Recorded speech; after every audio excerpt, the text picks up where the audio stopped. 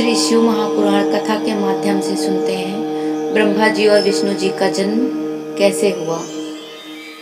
दुनिया का आरंभ और अंत दोनों ही शिव जी द्वारा हुआ है।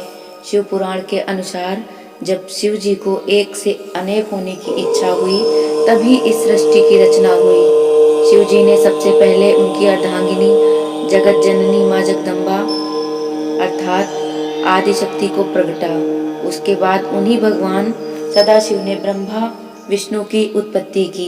महाशक्ति उमा को प्रकट करने के बाद उनके मन में आया कि कोई रचनात्मक कार्य किया जाए।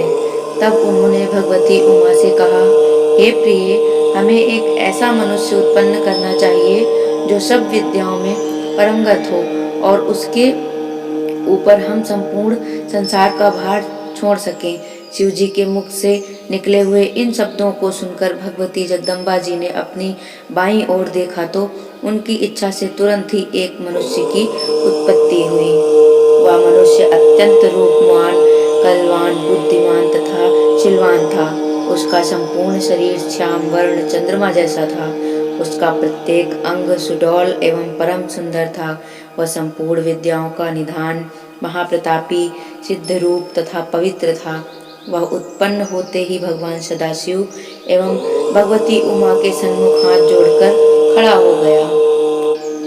उस सुंदर मनुष्य को देख उमा सहित शिव जी प्रसन्न हुए। वह भी इन दोनों को देखकर बहुत हर्षित हुआ। फिर उसने हाथ जोड़कर इन दोनों की स्तुति और प्रार्थना की। हे पिता एवं हे मातेश्वरी, आप मेरा नाम रखकर मेरे योग्य जो कार्य हो उसे बताइए। वह सुनकर शिव जी बोले, तुम्हारा नाम विष्णु होगा। संपूर्ण सृष्टि में तुम्हारे समान तेजस्वी तथा प्रतापी अन्य कोई भी प्राणी प्रकट न होगा। तुम्हारा यश संपूर्ण संसार में निरंतर फैला रहेगा। संसारी मनुष्य तुम्हें हरि, चतुर्भुज, भगवान, अद्भुत आदि नामों से पुकारेंगे। तुम भक्तों के मनोरथ पूर्ण करने के लिए उत्पन्न किए गए हो। अब तुम्हें यह उचित है कि तुम तपस्या करो, जिससे तुम्हें और अधिक तेज और सामर्थ्य की प्राप्ति हो। इतना कहकर भगवान सदाशिव ने विष्णु को योग विद्या का उपदेश दिया। तब विष्णु एक स्थान पर बैठकर तपस्या करने में संलग्न हो गए। वे दिव्य सहस्त्र वर्ष तक एक ही आसन पर बैठ योग साधना द्वारा भगवान सदाशिव का ध्यान करते रहे। परंतु जब उन्हें तपस्या का कुछ भी फल प्राप्त नहीं हुआ तो उनके हृदय में अत्यंत शोक हुआ। उसी समय जिस प्रकार वर्षा में बादल गरजते हैं, ठीक उसी प्रकार से ये आकाशवाणी हुई, हे विष्णु, तुम मन लगाकर फिर से तप करो, क्योंकि हम सुगमता से किसी को दिखाई नहीं देते। उस आकाशवाणी को सुनकर उन्होंने पुनः अत्यंत कठिन तप करना प्रारंभ कर दिया, जिससे उसके पवित्र शरीर से इतना पसीना निकला कि एक नदी बह चली। उस अवस्था में बैठे हुए जब विष्णु मूर्छित हो गए तब उनका नाम तीनों लोकों में हर नारायण प्रसिद्ध हुआ।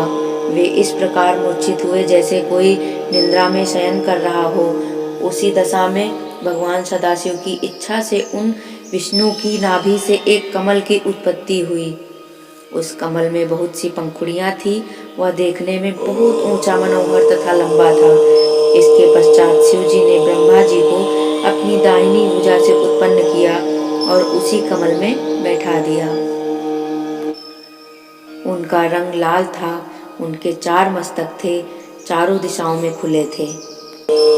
उनके सभी अंग विष्णु के समान ही थे।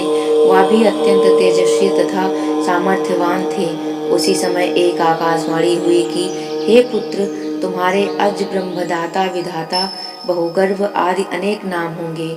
ओम नमः शिवाय।